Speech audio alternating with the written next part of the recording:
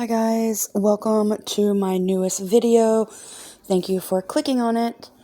I hope you all are well. Today we are going to do a devotional. I hope you all get something out of this. So sit back, relax, close your eyes, listen and absorb as much of Jehovah's Word as you can so you can apply it to your life and strengthen your bond with Jehovah. So this is titled, You Don't Know What You've Got Till It's Gone. It's funny how we appreciate some things only after they're gone. The kids grow up and move away and suddenly the house is much too quiet. Or the job we once called boring now looks like the best one we ever had. Whether we took it for granted or not, something good has come and gone, and how we miss it now. As Amos continues prophesying against Israel and Judah, his words reveal one precious commodity that they are about to lose, Jehovah's Word. Up to this point, they haven't seen its value. They've taken it for granted and left it unused. It will soon be gone, and someday they will miss it, the day when they need it most. That's why Amos sees visions of judgment from which no one can escape. Fortunately for those who listen, the visions also include promise of restoration, a constant theme from our God who disciplines those he loves. As you read this passage, consider how much you really value Jehovah's Word. So we're going to read Amos chapter 7, verse 1 through chapter 9, verse 15.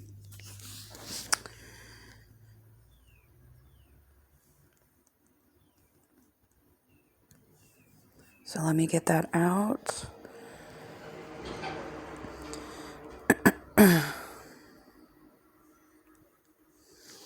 Again, that's Amos chapter 7, verse 1 to 9, Chapter 15. 7. This is what the sovereign Lord Jehovah showed me. Look, he formed a locust swarm when the late crop was beginning to come up. This was the later crop after the king's hay had been cut. When the swarm finished eating up the vegetation of the land, I said, "O sovereign Lord Jehovah, please forgive. How can Jacob survive? For he is weak." So Jehovah reconsidered this. "It will not happen," Jehovah said. This is what the sovereign Lord Jehovah showed me. Look, the sovereign Lord Jehovah called for a punishment by fire. It consumed the vast, deep waters, and it consumed a portion of the land. Then I said, "O sovereign Lord Jehovah, please hold this back. How can Jacob survive? For he is weak." So Jehovah reconsidered this. "That too will not happen," the sovereign Lord Jehovah said. This is what he showed me. Look, Jehovah was standing on a wall made with a plumb line, and there was a plumb line in his hand. Then Jehovah said to me, "What do you see, Amos?"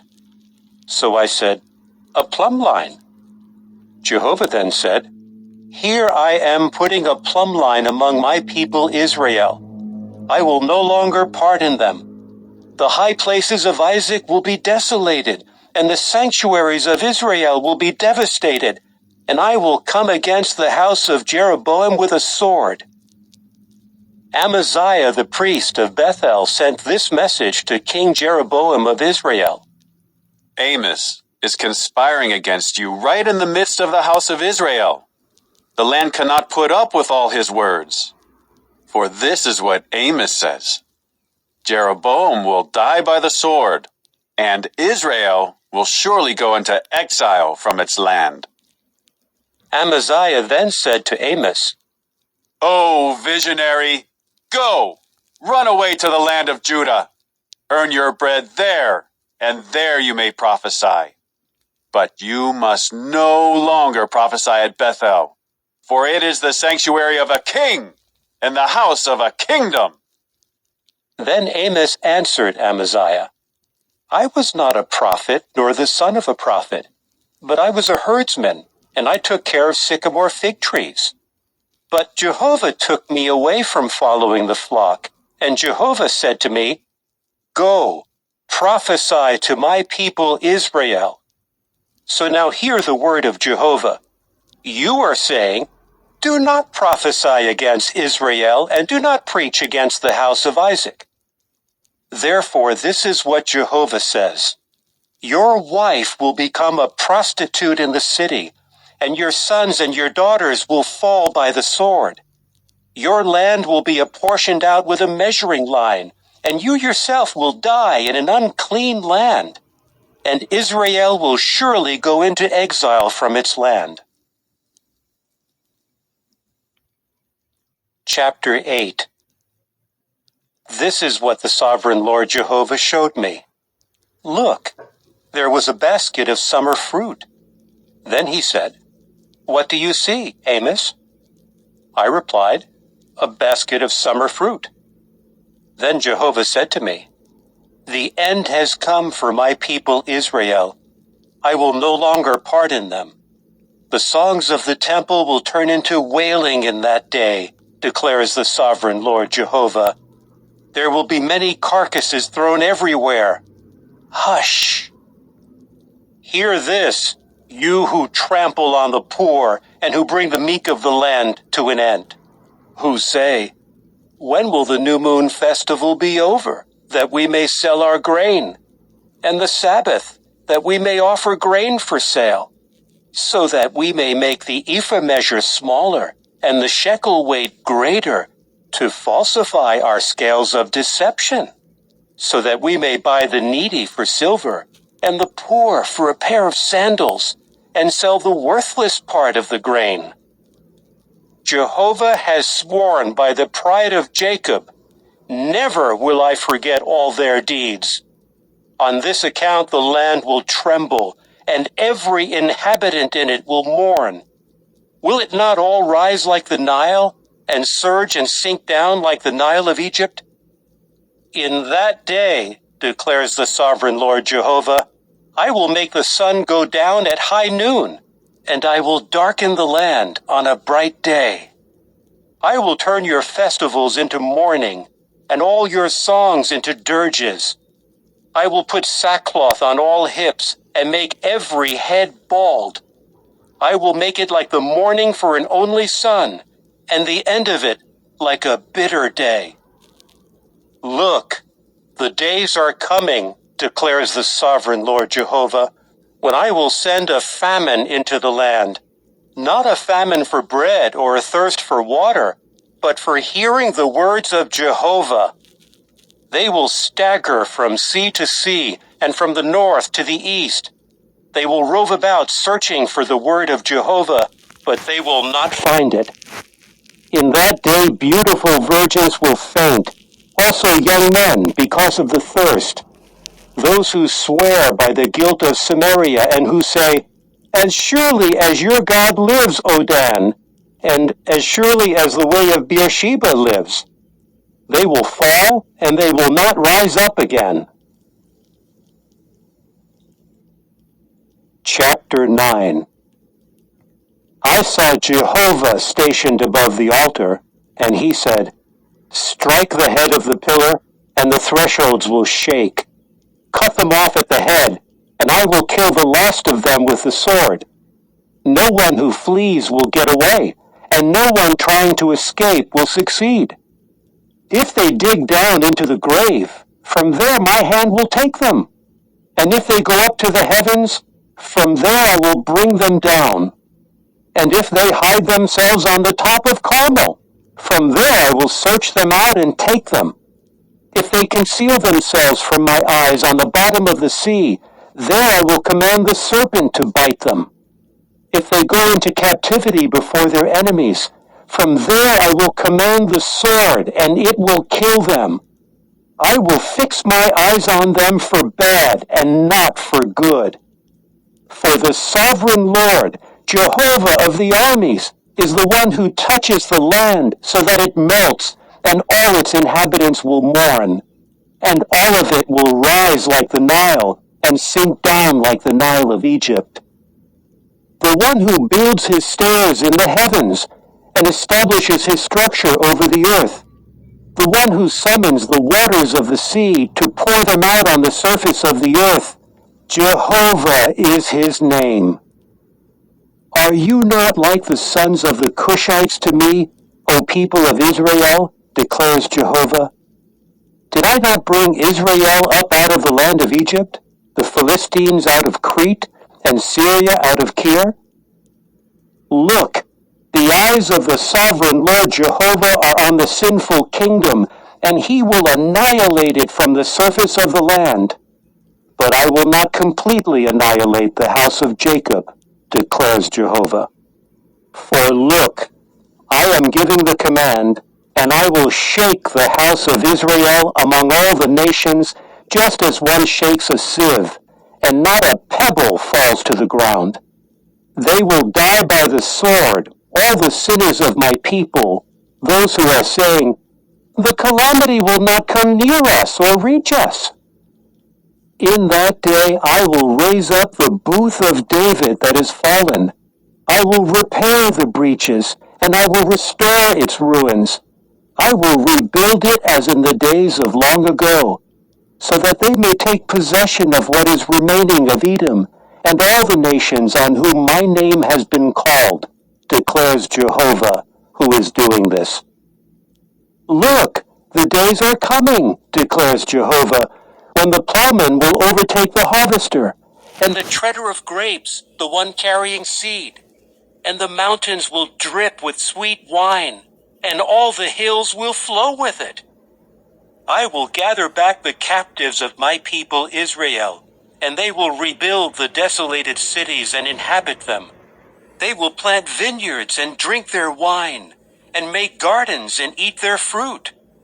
I will plant them on their land, and they will never again be uprooted from their land that I have given them, says Jehovah your God.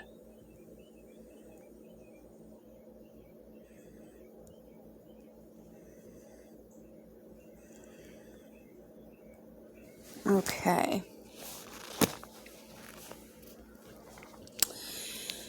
The people to whom Amos preached wanted nothing to do with Jehovah's word.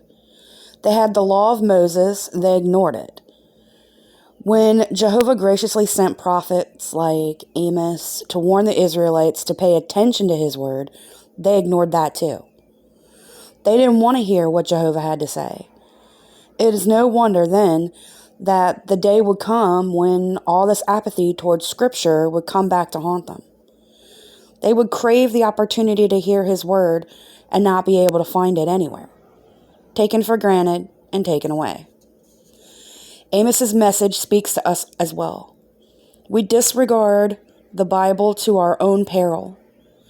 If we set it aside, the day may come when we will need it and it will be gone. How we treat the Bible each day makes a huge difference. So,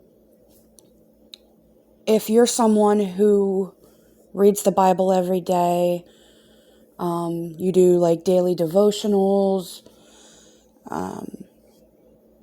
even people within religious organizations that, hold services and things like that, you need to not just read the Bible. Okay, let me rephrase that. I don't want to say you. We need to not just read the Bible and then go about our day. We need to read the Bible and apply what we are learning to our everyday life. We need to live what we're reading, practice what we're preaching, not just talk the talk, but walk the walk. We, me included, need to do this. And if you're doing this, great. Keep going. Keep being strong. If you're doing this and you're not just reading the word, but you're living the word, that's great. Use that strength and that tenacity to bring other people to Jehovah. I hope that you all were able to get something from this devotional. I sincerely appreciate every single one of you and all of the prayers that you guys have sent up for me for shingles. I want to let you know that as of today, which is Friday, the 10th of June, I am feeling better. My pain is, I would say, sticking around a solid 5. There are times during the day where the pain is gone completely and I don't feel any pain, but that's roughly about maybe 30%, 40% out of the day. The other 60% of the day, the pain is at a solid 5.